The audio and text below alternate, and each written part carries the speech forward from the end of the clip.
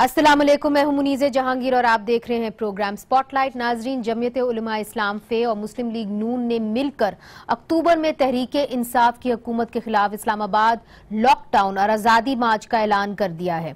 कल JUI के सरबराह मौलाना फजलुर रहमान ने वफ्द के हमरा नून लीग के सदर शहबाज शरीफ की रिहाइश गाह में मुलाकात की। मुलाकात का मकसद शहबाज शरीफ को हुकूमत के खात्मे के लिए JUI का साथ देने के लिए रजामंद करना था और वो राजी हो गए। याद रहे कि इससे पहले मौलाना फजलुर रहमान ने वजीर आजम इमरान खान को खबरदार किया था कि अगर उन्होंने 2018 के इलेक्शन चोरी करने पर इस्तीफा ना दिया तो वो इस्लामाबाद की तरफ मार्च करेंगे। नून लीग तो साथ देगी, पर नाजरीन पाकिस्तान पीपल्स पार्टी ने इस मार्च का हिस्सा बनने से इनकार कर दिया है। मौलाना फजलुर रहमान ने दावा किया है कि वो 10 लाख के करीब लोगों को इस्लामाबाद में जमा करेंगे। कल शहबाज शरीफ और फजलुर रहमान की मुलाकात में नून लीग के अहम लीडर एहसन इकबाल भी शामिल थे। खान साहब को एक बार फिर कहूंगा कि अपने कजन ताहिरुल कादरी की तकलीद करें, सियासत से रिटायर होने का ऐलान करें। ये पाकिस्तान की मईशत के लिए सबसे बड़ा तोहफा होगा। जिस दिन इमरान खान रिटायर होंगे, पाकिस्तान की स्टॉक मार्केट कम अज कम 1000 पॉइंट ऊपर चढ़ेगी। आज पंजाब के सूबाई वजीर फयाजुल हसन चौहान मौलाना फजलुर रहमान पर आग बगोला हुए और किस जो उन्होंने एक मार्च का ऐलान किया उसका यूं जवाब दिया। मौलाना फजलुर रहमान साहब उसूल के नाम पे वसूल की सियासत करते हैं और 73 के आइन के तनाजुर में 74 किस्म की जो है वो करप्शन के तौर तरीके ईजाद करते हैं। इंटरनेशनल लेवल पर कश्मीर एक फ्लैश पॉइंट बना हुआ है। उस वक्त अंधे को अंधेरे में बड़ी दूर की सूची के मजदाक मौलाना फजलुर रहमान साहब को इस्लामाबाद मार्च याद आ रहा है। मैंने लास्ट टाइम भी मौलाना फजलुर रहमान साहब को एक मशवरा दिया था, आज फिर दोबारा दे रहा हूं। जनाबे वाला, आपकी दाल नहीं गलनी। अपना वजन जो है वो इस्लाम और शरीयत और तरीकियत के मुताबिक अपना जुस्सा और अपना वजन लेकर आए और हाथ पे तस्बीह लें, सर पे टोपी लें, मुसल्ला लें, अल्लाह अल्लाह करें। नाजरीन, आपने देखा कि किस तरह कशीदगी बढ़ती चली जा रही है। सवाल यह है कि क्या अक्टूबर से पहले इस्लामाबाद में एक और धरना होगा और इसका असर जो है वो मुल्क की मईशत पर क्या होगा। हमारे साथ हैं मुस्लिम लीग नून के सेक्रेटरी जनरल एहसन इकबाल साहब, साबिक वजीर दाखिला रह चुके हैं, साबिक वजीर बराए प्लानिंग डेवलपमेंट और रिफॉर्म्स रह चुके हैं। आपका बहुत बहुत शुक्रिया एहसन इकबाल साहब। आज आपकी मुलाकात हुई है मियां नवाज शरीफ साहब के साथ और जेल के अंदर शहबाज शरीफ साहब भी आपके साथ थे, ख्वाजा आसिफ साहब आपके साथ थे। यकीनन मियां नवाज शरीफ साहब के केस के बारे में बात हुई होगी, मगर ये जो धरना की बात हो रही है, लॉन्ग मार्च की बात हो रही है, उसके हवाले से क्या बातें हुई आपकी आज जेल के अंदर? जो कल हमारी मौलाना फजलुर रहमान साहब से मीटिंग हुई उस बारे में भी ब्रीफ किया है और उन्होंने हमारे उस पूरे फैसले से इत्तफाक राय किया जो हमने कल तय किया है कि 30 सितंबर को पाकिस्तान मुस्लिम लीग नून की सेंट्रल एग्जीक्यूटिव कमेटी का इजलास होगा जिसमें JUIF के एक सीनियर नुमाइंदे अकरम दुरानी साहब ब्रीफ करेंगे उस आज़ादी मार्च की तफसीलात के हवाले से और फिर हम जनाब नवाज शरीफ साहब को सेंट्रल एग्जीक्यूटिव कमेटी की सिफारिशात देंगे। ताहम असूली तौर पर हमने इत्तफाक किया था कल रात कि जो मुल्क के हालात हैं, जिस तेजी से मईशत तबाह हो रही है और मसला कश्मीर को जो सेटबैक हो रहा है इस हुकूमत के हाथों के 42 दिन गुजर चुके हैं। वजीर आजम साहब ने तकल्लुफ नहीं किया कि किसी एक मुल्क का दौरा करते जाके पाकिस्तान का और कश्मीर का मुकदमा पेश कर। उनका सारा विजन ये है कि चीफ इलेक्शन कमिश्नर के खिलाफ रेफरेंस फाइल किया जाए, ऑपोजिशन के लोगों को C क्लास देने के लिए कानून साजी की जाए। तो हम समझते हैं कि एक ऐसी लीडरशिप के जो इतनी इंतकामी नफरत और हसद और तकब्बुर के एजेंडे के ऊपर हो, इस वक्त जो पाकिस्तान को इतने बड़े एग्जिस्टेंशियल चैलेंजेस का सामना करना पड़ा है, तो ये हुकूमत तो हर चीज में पाकिस्तान के लिए एक बहुत रुसवाई का जरिया बन रही है। तो इसलिए वक्त आ गया है कि हम मुतालबा करें कि ये हुकूमत की जगह आजाद मुनसफाना इंतखाबात कराए जाएं और पाकिस्तान में एक हकीकी जमहूरी क़यादत आए जो मुल्क की मईशत को बहाल करे, मुल्क की इकॉनमी को ठीक करे, सुधार करे और इसी तरह जो हमारी डिप्लोमेसुलेशन है उसे खत्म करे और कश्मीर के मौकफ के ऊपर एक बैनुल अक़वामी सतह के ऊपर मौसर सफारतकारी के जरिए भारत के इन अज़ाइम को नाकाम बना सके। तो इसलिए हमने इत्तफाक किया है कि अब इस हुकूमत को मजीद वक्त देना पाकिस्तान के मफाद से और मुस्तकबिल से खेलने के मुतरादिफ होगा। जो मैं आपकी बात समझी हूँ, आपने इसके ऊपर इत्तेफाक किया है कि अर्ली इलेक्शंस की कॉल, हुकूमत को यहाँ से हटाने की कॉल, ये ऑपोजिशन जो है वो देगी। इसके अंदर आपके साथ पाकिस्तान पीपल्स पार्टी क्यों नहीं खड़ी हुई? जी, पाकिस्तान पीपल्स पार्टी की क़यादत ने, जैसा कि आपको मालूम है कि असूली तौर पे जो आज़ादी मार्च है और अपोजिशन के मुतालबे हैं, उनके साथ इख्तलाफ नहीं किया। उन्होंने अपने तरीक़ेकार के हवाले से कहा है कि वो इस आज़ादी मार्च में शरीक नहीं हो सकते। ये उनका हक है, हर जमहूरी जमात का ये हक है कि वो अपने लिए जो हिकमत अमली है उसको तय करे।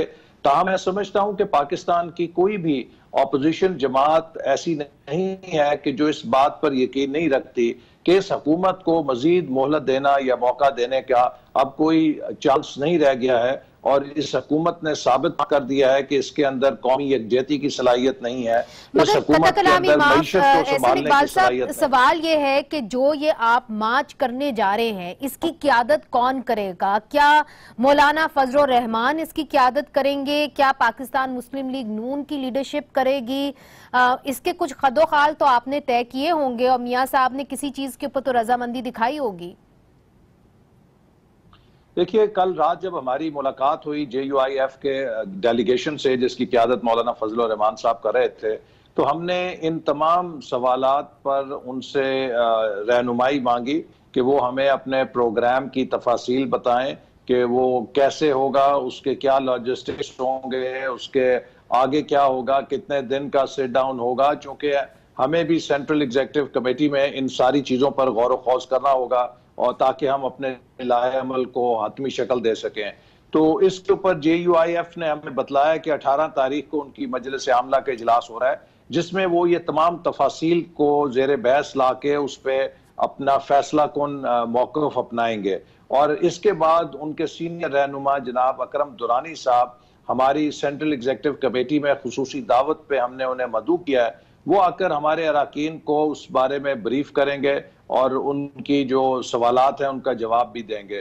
तो फिर हम अपनी सारी सिफारिशात अपने कायद को भेजेंगे, नवाज शरीफ साहब को, कि वो उस पर अपना फैसला दें। और ये बात इत्तफाक हुआ है कि दोनों जमातें मिलकर हतमी तारीख का ऐलान करेंगी। तो अभी तक आपने हतमी तारीख के ऊपर भी कोई हतमी फैसला नहीं किया ऐसा लग रहा है, और कौन इसकी क़यादत करेगा इसके ऊपर भी बात नहीं हुई। लोग ये कह रहे हैं कि मौलाना फजल रहमान साहब मजहब का कार्ड इस्तेमाल करने जा रहे हैं, और हमने माजी में भी देखा है कि उन्होंने जितने भी जलसे किए हैं उन्होंने मजहब का कार्ड इस्तेमाल किया है। आप तो खुद इसके खिलाफ बात करते रहे हैं और ये इस मुश्किल से आप भी गुजरे हैं, तो आप समझते हैं कि ये मुनासिब होगा कि सियासत के अंदर फिर मजहब का इस तरीके से मजहब के कार्ड का इस्तेमाल किया जाए? देखिए, इस बारे में कोई दो राय नहीं है कि ये जो हुकूमत की तब्दीली है ये एक पॉलिटिकल एजेंडा है। और फजल रहमान साहब ने भी वाज़े तौर पे ये कहा है कि जो आज़ादी मार्च के मुतालबात हैं जिसमें वो दीगर जमातों को शामिल होने की दावत दे रहे हैं, तो इस पर वो मिनिमम कॉमन एजेंडे के ऊपर बात करेंगे। और वो मिनिमम कॉमन एजेंडा यही है कि इस हुकूमत को रुखसत किया जाए और 90 दिन के अंदर आज़ाद मुनसिफाना इंतखाबात मुल्क के अंदर मुनक्कद किए जाएं। तो उनकी अपनी जो रैली है उसका जो एजेंडा है वो हर जमात का इस्तिकाक है कि वो अपने मंशूर के मुताबिक अपने रैली के मुतालबात कर सकते हैं। लेकिन जब एक अपोजिशन के प्लेटफॉर्म से तमाम जमातें उसमें शरीक होंगी तो फिर उसके लिए एक मिनिमम कॉमन एजेंडा होगा, वो मकासद होंगे, वो मुतालबे होंगे जिन पर तमाम जमातें मुत्तफिक होंगी। और आपको पता है कि जो इस वक्त कौमी जमहूरी पार्टी जो शेरपाव साहब की है, इसी तरह दीगर अपोजिशन की जमातें जिसमें ANP हैं, ये सारी मजहबी जमातें नहीं हैं, इनकी बड़ी सेकुलर पॉलिटिक्स है। तो अगर ये तमाम जमातें मुत्तफिक होकर एक प्लेटफॉर्म पर आएंगी तो वो कौमी एजेंडे के ऊपर आएंगी, वो कौमी मुतालबात होंगे, डेमोक्रेटिक मुतालबात होंगे। मगर साहब, आप तो खुद इंटीरियर मिनिस्टर वजीर दाखिला रह चुके हैं, क्या आप समझते हैं कि खैबर पख्तूनख्वा की हुकूमत जहां PTI बैठी हुई है, फेडरल में PTI बैठी हुई है, वो मौलाना फजल रहमान को 10 लाख लोग यहाँ पे इस्लामाबाद में लाने देंगे? वो टीयर गैस का इस्तेमाल करेंगे और बहुत कुछ होगा। तो आप कैसे कॉन्फिडेंटली कह सकते हैं कि आप इतने लोग वफाकी इधर दारुल हुकूमत में ले आएंगे? जी, इस बारे में काफी तफसील से बातचीत हुई है और यकीनन हमें ये एहसास है कि हुकूमत अपनी तरफ से ना सिर्फ मुज़ामत करेगी बल्कि मुमकिन गिरफ्तारियां भी करेगी। और हमें कल JUIF की लीडरशिप ने यही कहा है कि उन्होंने इसकी तमाम मनसूबा बंदी की है कि अगर उनकी लीडरशिप गिरफ्तार होती है तो उसके बाद क्या लाएमल होगा। लेकिन वो बहुत इस बारे में पुरएतमाद है कि वो हर कीमत के ऊपर इस्लामाबाद में 10 लाख अफराद को लाने का बंदोबस्त कर चुके हैं और तकरीबन 1 लाख के करीब उन्होंने रजाकारों का तयन किया है कि जो उसका नज़्म नस्क संभालेंगे ताकि कोई उसके अंदर ऐसी कार्रवाई ना हो जो गैर जमहूरी हो या तो लिहाजा मजमा ज्यादातर JUIF का होगा। तो फिर क्या पाकिस्तान मुस्लिम लीग नून जो इतनी बड़ी जमात है, कौमी जमात है, JUIF से बड़ी जमात है, क्या वो इस बड़े मजमे की JUIF के मजमे की क़यादत करेगी? देखिए, उनका अपना मजमा होगा, लेकिन अगर उसके अंदर दीगर जमातें शामिल होती हैं तो वो भी उसके मजमे के अंदर शामिल होंगी, फिर वो एक इज्तिमाई मजमा बन जाएगा। तो इसके लिए हमें इंतजार करना चाहिए कि जो हतमी जब तफासील आएंगी तो हम सबको एतमाद में लेंगे, लेकिन जो जो जमातें उसमें शामिल होंगी उन सबके कारकुन होंगे। तो फिर वो किसी एक जमात का मजमा नहीं होगा, वो फिर एक कौमी इज्तिमा होगा, वो कौमी कंसेंसस का इज्तिमा होगा और वो कौमी मकासद के लिए होगा। एहसन इकबाल साहब, बहुत से लोग अब डील की बात कर रहे हैं। कुछ कॉलम निगार जो बाखबर कॉलम निगार है वो ये लिख रहे हैं कि अगर वजीर आजम इमरान खान साहब जो है लचक का मुजाहरा ना करें या उनकी परफॉर्मेंस अच्छी नहीं रही तो नेशनल गवर्नमेंट की भी बातें हो रही हैं, इन हाउस PTI के अंदर ही इन हाउस चेंज की बातें हो रही हैं। क्या आप समझते हैं कि अर्ली इलेक्शंस की जगह यहाँ पे इन हाउस चेंज यानी PTI के अंदर से ही चेंज करके एक नेशनल गवर्नमेंट लाने की एक मुहिम तो चल पड़ी है, क्या आप समझते हैं कामयाब होगी? देखिए, इस वक्त जो पाकिस्तान को जिन मसाइल का सामना करना पड़ रहा है उस हवाले से मुझे ये कहने में कोई एहतमाल नहीं कि इमरान खान साहब ने खुद को मुकम्मल तौर पे इर्रेलेवेंट साबित कर दिया है। वो पाकिस्तान में किसी किस्म के कंसेंसस को पैदा करने की सलाहियत से महरूम है। आपने देखा कि जब पेशावर के अंदर आर्मी पब्लिक स्कूल पे हमला हुआ तो नवाज शरीफ साहब ने 3 घंटों के अंदर पूरे मुल्क की कौमी क़यादत और अस्करी क़यादत को एक टेबल पे बैठा के नेशनल एक्शन प्लान की सूरत में एक कौमी होती है। माजी में तो सबको परफॉर्मेंस का मालूम है, मगर आगे बढ़ते हुए क्या आप समझते हैं कि पाकिस्तान तहरीक इंसाफ के साथ करने देना पाकिस्तान तहरीक इंसाफ के साथ हुकूमत चल सकती है? 5 अगस्त को जब मोदी सरकार ने कश्मीर के ऊपर 72 साल का सबसे कारी हमला किया तो पाकिस्तान की हुकूमत का और वजीर आजम का फर्ज था कि 6 तारीख से पहले उसी रोज या अगले दिन पूरी कौमी क़यादत के साथ बैठ के पूरी दुनिया को एक पैगाम देते। आज 42 दिन हो गए हैं, ना सिर्फ ये कौमी इत्तेहाद पैदा करने में नाकाम रहे हैं बल्कि ये वजीर आजम दुनिया के एक मुल्क का दौरा नहीं कर सके, जबकि भारत के वजीर आजम ने आधी दुनिया को राब्ता किया सरबराहान से। G7 समिट में गए, बहरीन गए, UAE गए, मुसलमान मुल्कों में गए। एहसन इकबाल साहब, क्या PTI के साथ हुकूमत की जा सकती है या कि इमरान खान साहब के साथ हुकूमत नहीं की जा सकती? Which one is it? देखिए, इस वक्त जो मुल्क को चैलेंजेस दरपेश है, इस वक्त जरूरत है एक कौमी यकजहती की, और जो भी कौमी यकजहती पैदा कर सकता है वो इस वक्त खुद को रेलेवेंट करेगा, और जो कौमी यकजहती पैदा नहीं कर सकता वो पाकिस्तान के मसाइल और हालात के लिए रेलेवेंट है। तो क्या शामिल कुरैशी जो हैं वो कौमी यकजहती पैदा कर सकते हैं? मेरा इस वक्त तो आपने देखा है कि वो तो कश्मीर का मुकदमा लेके बाहर नहीं जा सके, वो मुल्तान के अंदर या सिंध के अंदर अपने मुरीदों की शायद यकजहती पैदा कर सकें जिस पे उनकी सारी जोर है। वो तो एक दिन के लिए किसी मुल्क में नहीं गए जहां किसी वजीर खारजा के साथ मिलकर बात कर सके हों, और मैं समझता हूं कि वजीर आजम और वजीर खारजा दोनों बुरी तरह नाकाम हुए इस कश्मीर के क्राइसिस के अंदर, और उन्होंने खुद को ये साबित किया कि इस अहल नहीं है कि वो इन हालात का सामना कर सकें। लिहाजा इस वक्त बड़े बड़े चैलेंजेस हैं, हमें टेस्ट ट्यूब लीडरशिप की जरूरत नहीं है, हमें हकीकी लीडरशिप की जरूरत है जो पाकिस्तान को आगे लेके जा सके। एहसन साहब, मियां नवाज शरीफ साहब के हवाले से ये बात होती जा रही है कि जी वो एक डील है जो उनको ऑफर की गई है, मगर मियां नवाज शरीफ साहब ने डील करने से इनकार कर दिया है। आप समझते हैं, आप एक अहम रहनुमा हैं पाकिस्तान मुस्लिम लीग नून के, आपने ये मरहले बहुत बार देखे हैं कि अब वक्त आ गया है लचक दिखाने का पाकिस्तान मुस्लिम लीग नून की क़यादत को।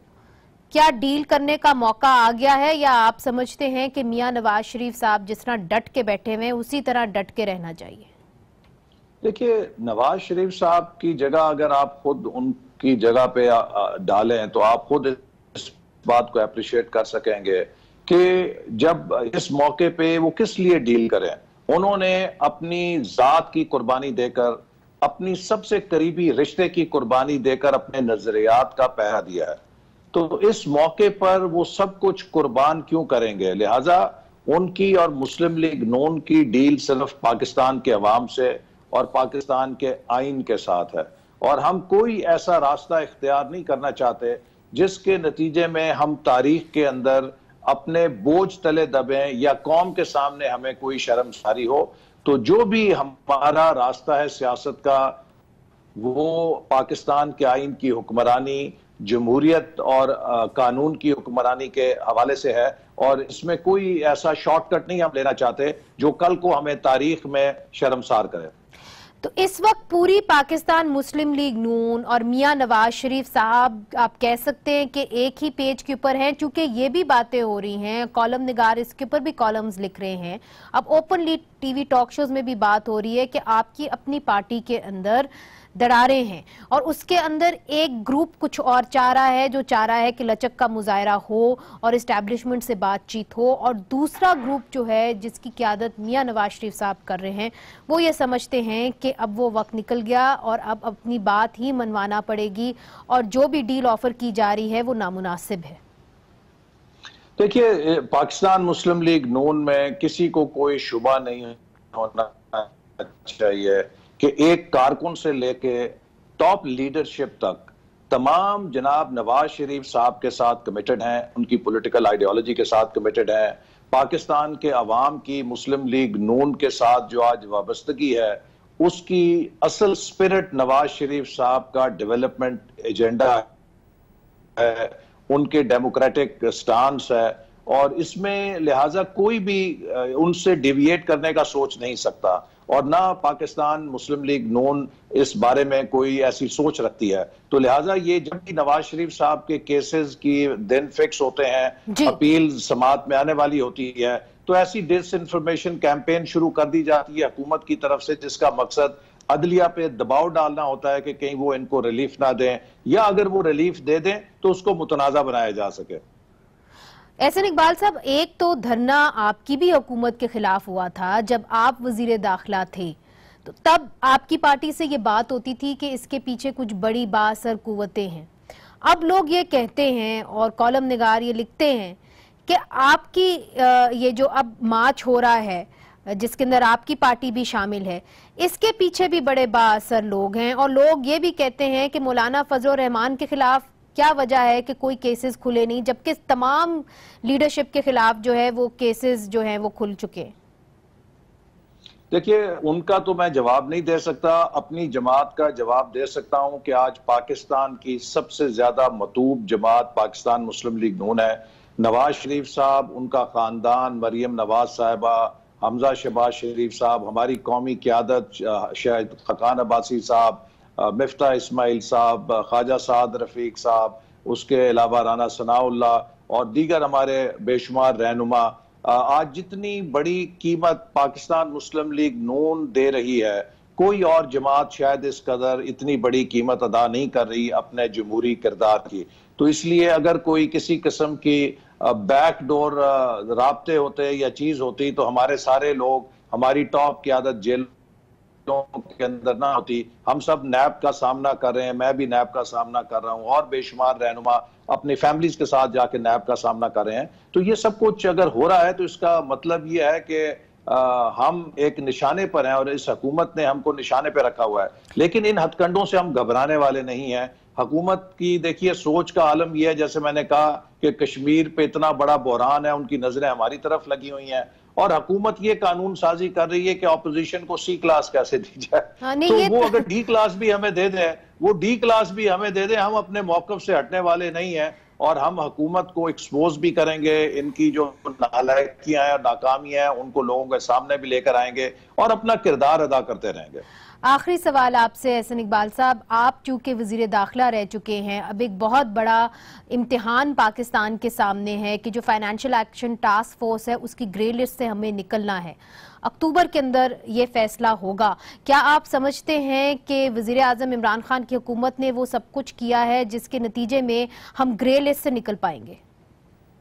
देखिए, मैं उम्मीद करता हूं, चूंकि हमने भी इस पे काफी होमवर्क किया था और काम शुरू किया था और आपने जिस धरने का हवाला दिया है, आपको मालूम होगा कि जब हमारी हुकूमत आई पाकिस्तान ब्लैक लिस्ट में जा चुका था, फिर हम उसको ग्रे लिस्ट के अंदर लाए और फिर ग्रे से हम व्हाइट लिस्ट के अंदर लाए और जो व्हाइट लिस्ट से हम ग्रे लिस्ट में गिरे थे उसमें उस धरने का बड़ा किरदार, क्योंकि एक मजहबी जमात ने जब यहाँ पर आके बैठे तो हमारे तमाम जो कैपिटल को मफलूज इन्होंने किया, फिर जो हमारी वेस्टर्न कंट्रीज की एम्बेसीज हैं इन्होंने जो पीछे डिस्पैचेस लिखे, उसने उस दोबारा ग्रे लिस्ट करने में एक बड़ा अहम किरदार अदा किया। ये तो आप बहुत और बड़ी हमने खबर दे रहे हैं। जी।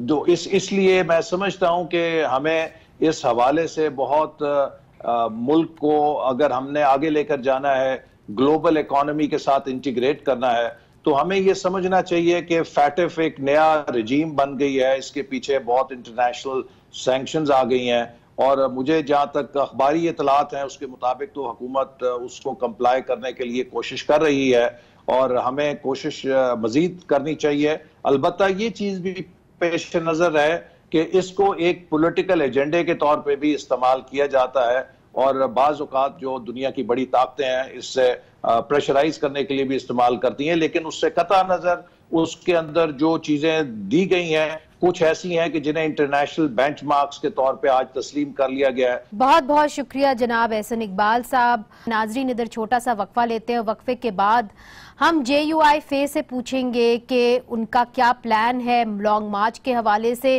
किस तरीके से वो लॉन्ग मार्च करेंगे और पाकिस्तान तहरीक इंसाफ से पूछेंगे कि उनकी क्या तैयारी है इस लॉन्ग मार्च को खैर मकदम करने का या कि इससे निपटने का।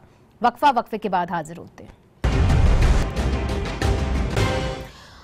वेलकम बैक नाजरीन। ब्रेक से पहले आप बात सुन रहे थे पाकिस्तान मुस्लिम लीग नून के अहम रहनुमा एहसन इकबाल की और अब हमारे साथ हैं सदाकत अली अब्बासी साहब, रहनुमा हैं पाकिस्तान तहरीक इंसाफ के, मरकजी तर्जुमान हैं और पार्लियामेंट के अंदर स्टेटिस्टिक्स, CPEC और एजुकेशन की पार्लियामेंट्री कमेटी के अंदर मौजूद है। इस्माइल बुलैदी साहब हमारे साथ मौजूद हैं, सीनियर रहनुमा हैं जमीयत उलमा इस्लाम फे के और आप मरकजी रहनुमा भी हैं JUI फे के। सबसे पहले जी, एहसन इकबाल साहब ने ऐलान कर दिया है कि पाकिस्तान मुस्लिम लीग नून, JUI फे और जो छोटी जमातें हैं जिस तरह के शेरपाव साहब की जमात, ANP, ये सब आपकी हुकूमत के खिलाफ लॉन्ग मार्च करेंगे और ये चाहते हैं कि अर्ली इलेक्शंस हो। इन्होंने मुकम्मल तैयारी कर रखी है। मौलाना फजल रहमान साहब कह रहे हैं कि 10 लाख लोग इधर इस्लामाबाद में आएंगे। अगर आप अरेस्ट करेंगे, अगर आप टेयर गैस करेंगे तो उनका प्लान B जो है वो फिर एक्शन में आ जाएगा। देखिए, बहुत शुक्रिया। पहली बात यह कि हम एक जमहूरी पार्टी हैं, हम जमहूरियत में जद्दोजहद करके इमरान खान साहब अपनी ज़ाती ज़िंदगी में अचीवमेंट और फिर 22 साल सियासत करके वो इस मुल्क के वज़ीर आज़म बने। हमने धरने दिए, हमने मुजाहरे किए, हमने एजुकेशनल पॉलिटिक्स की। हम सत बिस्मिल्लाह आ जाए, घोड़ा भी हाजिर, मैदान भी हाजिर। कुछ चीज़ें हैं जो मुल्क बर्दाश्त नहीं कर सकता, उसके अलावा सियासत करें, हमें तनकीद करें, हमारे खिलाफ आप मुजाहरे करें, हर चीज के लिए सियासी तौर पे वेलकम।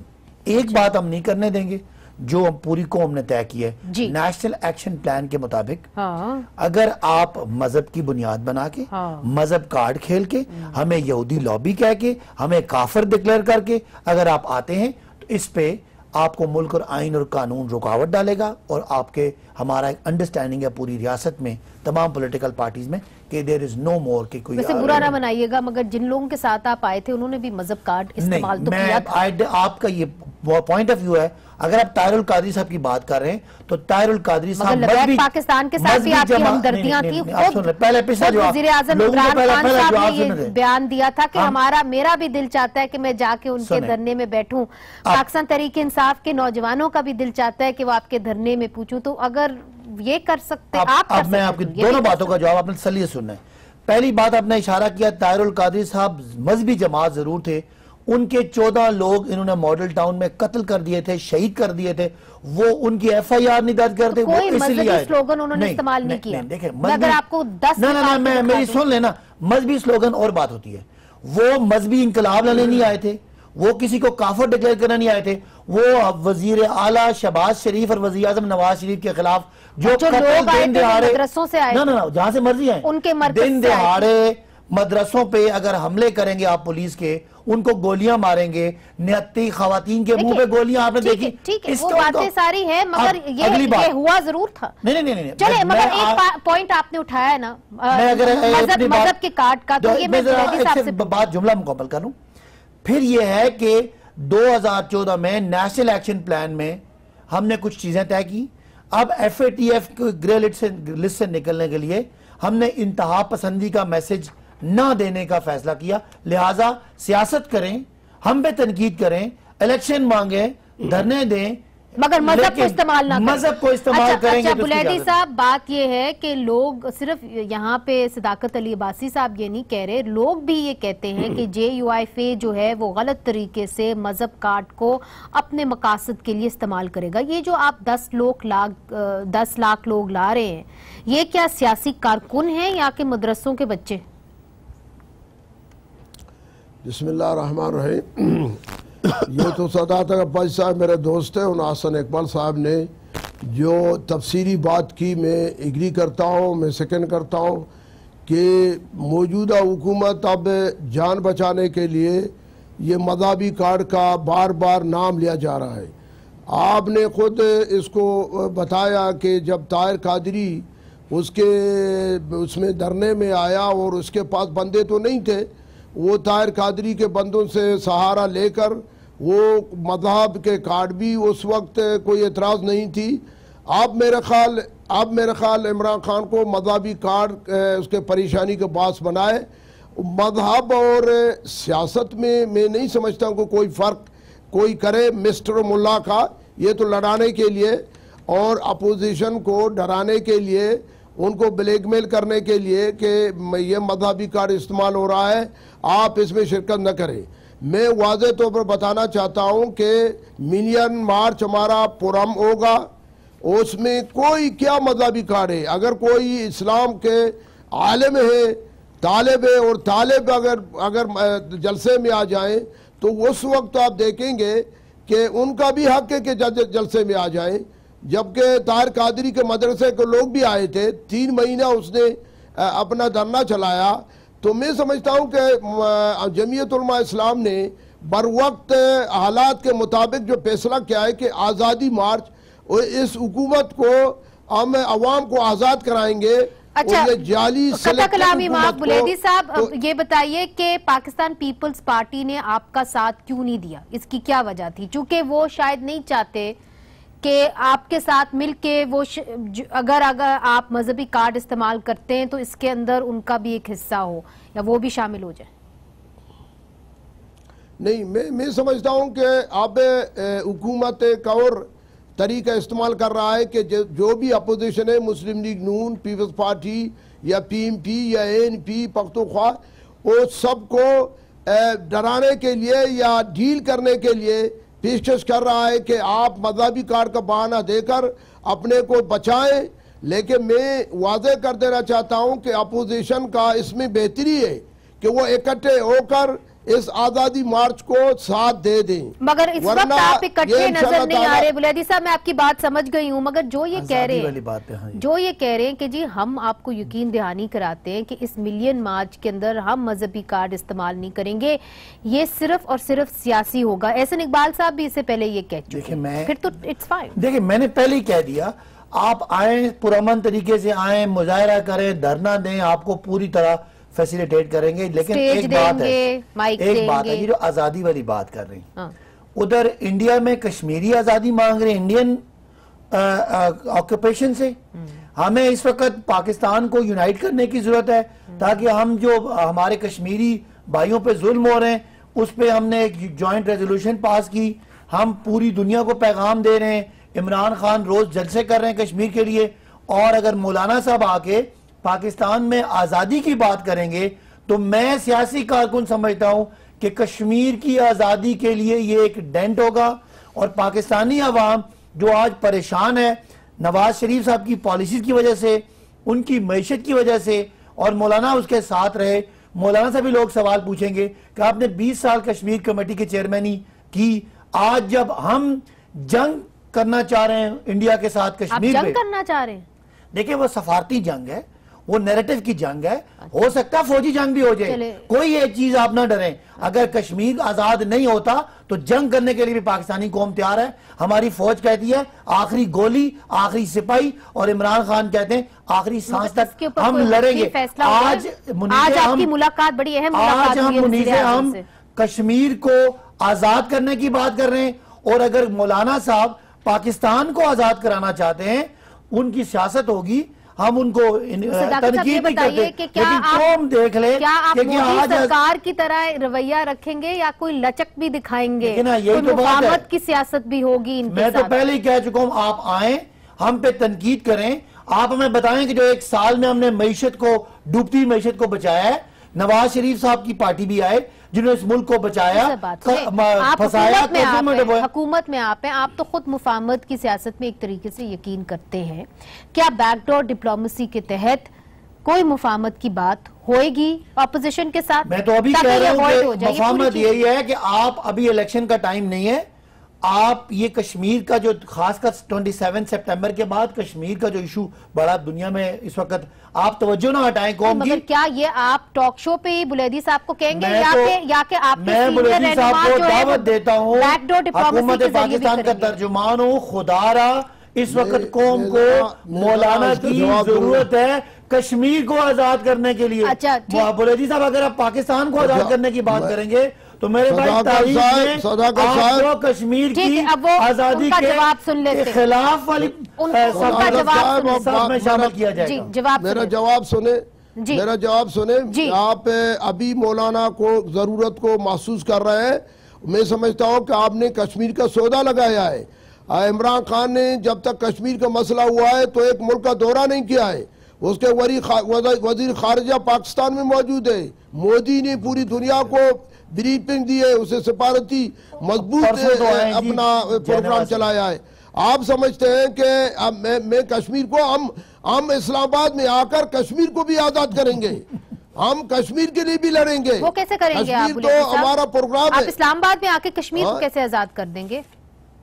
हम कश्मीर के लिए आवाज उठाएंगे कि भाई अगर हमारी जरूरत है तो यहाँ इस्लामाबाद से हम जाएंगे बॉर्डर में लड़ने के लिए। हम बिल्कुल कश्मीर के लिए लड़ेंगे, लेकिन तो बात ये कि उनको ये खतरा है, उसको बात सुने, ये खतरा है कि ये हुकूमत नाकाम हो चुकी है। इस हुकूमत के अंदरूनी बैरूनी जो पॉलिसी है वो नाकाम है, महंगाई बढ़ गई है, और इस मुल्क में अभी ये जो एहतसाब की बात करता है सदातक साहब, मुझे बताएं कि आप अपोजिशन को, नवाज शरीफ को, जरदारी को, सबको पकड़ रहे हैं। आप जो आपका मिनिस्टरों का टीम मौजूद है, जो मुशर्रफ का टीम है, जो काब का, मुस्लिम काब का टीम है, उनमें से क्यों वो करप्ट लोगों को आप एहतसाब के लिए पेश नहीं करेंगे? एक तरफा कार्रवाई जो अब आप लोग कर रहे हैं, और अभी मुल्क को आपने यहाँ तक पहुँचाया है कि अब मजीद इस हुकूमत को चलाने के लिए कोई जवाब ही नहीं है। तो हम इसलिए आज़ादी मार्च करके हम अवाम को, तमाम अपोजिशन को साथ लेकर इस मुल्क को और इस अवाम को इस करप्ट और सिलेक्टेड हुकूमत से निजात दिलाएंगे। अच्छा, इधर एक छोटा सा वक्फा लेते हैं नाजरीन। बड़े दिलचस्प मरहले के ऊपर हम फिर से आ गए हैं। मुझे याद है कि आज से कुछ साल पहले ये सिनेरियो था कि पाकिस्तान तहरीके इंसाफ ने धरना किया हुआ था और पाकिस्तान मुस्लिम लीग नून कहती थी कि आपने हमारी मईशत तबाह कर दी और आपने धरनों के जरिए जो है वो काम खराब कर दिया। और आज पाकिस्तान तहरीके इंसाफ की हुकूमत ये कह रही है कि मईशत खराब हो जाएगी, आप लॉन्ग मार्च ना करें। History repeats itself ironically. वक्फा लेते हैं, वक्फे के बाद हाजिर होते हैं।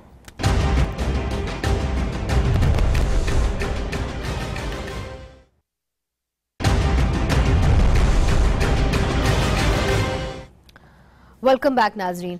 सदाकत अली बासी साहब, अब जो बुलेदी साहब ने कहा है कि जी हम आना चाह रहे हैं, हमारा हक है, हम प्रोटेस्ट करना चाह रहे हैं, तो ठीक है। अब वो अगर अपनी कमर कस ही रहे हैं तो क्या आप टॉक शोज पे ही इनके साथ मुफाहमत की बात करेंगे या कोई सीरियस एफर्ट होगा हुकूमत की तरफ से कि जी इस एक ये जो एक बला आपके गले पड़ रही है उसको उससे आप निजात अपने आप को कराएं? देखिए, हम सियासी तौर पर बिल्कुल कोई चैलेंज में महसूस नहीं कर रहे, लेकिन मैं समझता हूं कि अगले 2-4 दिनों में मौलाना को पैगाम दिया जाएगा कि आप इस वक्त कश्मीर का इशू चल रहा है और बड़ी पीक पे है और हमें बड़ी मुल्क के अंदर से कोई तफरीक और तकसीम का मैसेज नहीं निकालना। और आज की मीटिंग में ये बात तय हुई है कि मौलाना को ये पैगाम दिया जाएगा कि पैगाम तो आप दे देंगे मगर कश्मीर के जो मौजूदा सूरत हाल है इसमें पाकिस्तान की तरफ से एक यूनिटी का पैगाम निकले।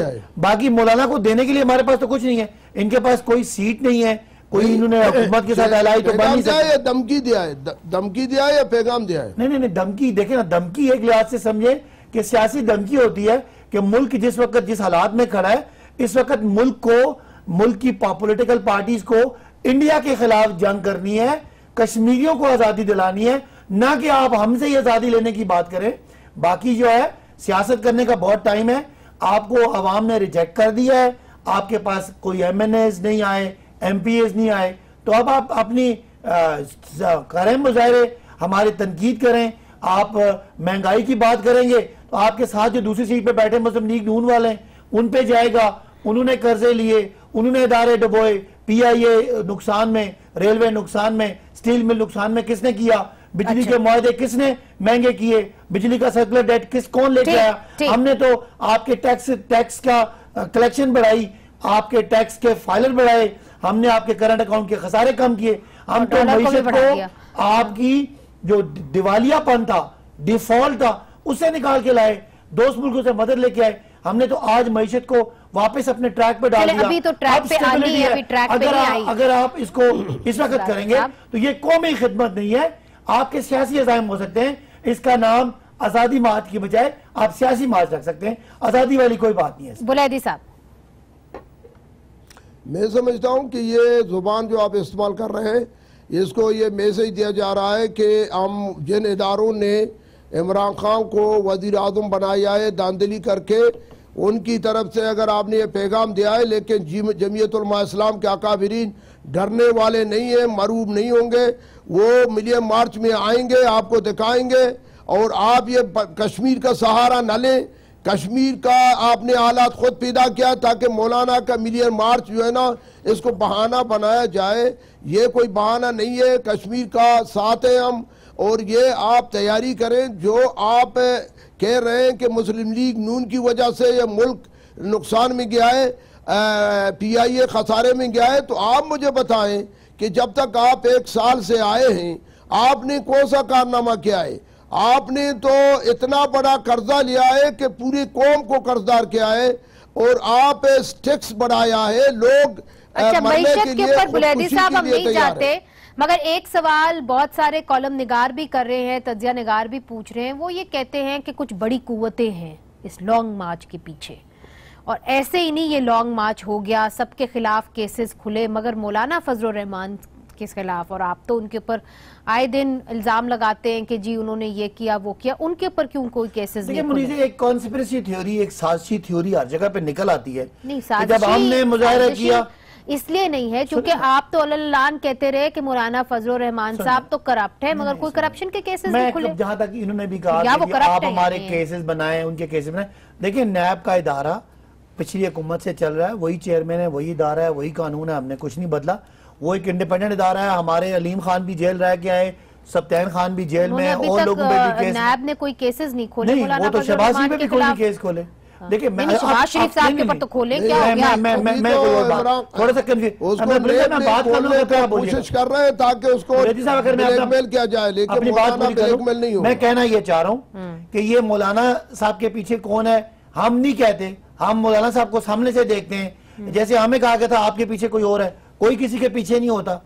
मौलाना साहब अगर समझते हैं कि पाकिस्तानी अवाम इनके साथ है तो वो जरूर अपना निकाल आम समझते हैं कि अवाम इस वक्त कश्मीर को का फोकस है। मेरी इनसे दरख्वास्त है वो जो आपने मदरसों के तलबा हैं उनको लेके जाएं, चकोठी में मुजाहरा करें, जाएं मीरपुर में मुजाहरा करें, जाएं मुजफ्फराबाद में मुजाहरा करें, कश्मीर ना कश्मीर की आजादी की बात करें। आज दुनिया जो है वो कश्मीर की तरफ देख रही है, दुनिया भारत की तरफ देख रही है आप पाकिस्तान में आके आजादी की बात करेंगे तो भाई मेरे बुलेदी साहब आपका एहतराम है, लेकिन कौम इस वक्त ये नहीं चाह रही। कौम चाह रही है कि पाकिस्तानी लोग मुत्तहिद होके इंडिया के खिलाफ। मगर सर आप भी पढ़ाते हैं बच्चों को, मुझे ये बताइए जो मदरसे के बच्चे होते हैं इनको आपने मुजाहिरों के लिए रखा हुआ है? कभी आप उधर भेजते हैं, कभी उधर भेज देते हैं। मैं तो इनको कह रहा हूँ, देखें वो कह रहे हैं वो सियासी कारकुन है और वो कश्मीर आजाद करने के लिए मुजाहिरा इस्लामाबाद करने आ रहे हैं। मैं कह रहा हूँ आप हम भी साथ मिलते हैं, मुजफ्फराबाद चले, चकोठी चले, उस बॉर्डर एरिया पे चले, वहां मुजाहिरा करें। हम जो ये लाइन ऑफ कंट्रोल है इसके ऊपर मुजाहिरा करें। हम कोई डॉक्टर भेजें, कोई आप इंजीनियर भेजें, जो लोग वहां तकलीफ में उनको तकलीफ आप इस वक्त दूंगा मैडम, ये नहीं है इंडिया के कॉज को फायदा पहुंचाना और पाकिस्तान के कॉज को और कश्मीर के कॉज को नुकसान पहुंचाने वाली बात। अच्छा बुलैदी साहब, लोग ये कह रहे हैं आपके इस लॉन्ग मार्च के बारे में कि ये सिर्फ एक लॉन्ग मार्च ऐसा नहीं है कि सिर्फ एक सियासी पार्टियों ने मिलकर निकाल लिया, इसके पीछे बड़े बड़े बाअसर कूते हैं। तो ये तो इमरान खान से पूछे कि जब वो धरना दे रहे थे तो लोगों ने भी कहा था कि जब जावेद आशमी ने अपने हाथ कंधों पर किया तो वो बाद में साबित हो गया या नहीं हो गया सबके सामने है, उनको जीज को भी तलब किया गया। तो मैं समझता हूँ कि हम तो उस तरह नहीं है, हमारे पीछे कोई कुव्वत नहीं है, हम एक खुद कुव्वत है मुल्क में, हमारा जमहूरी हक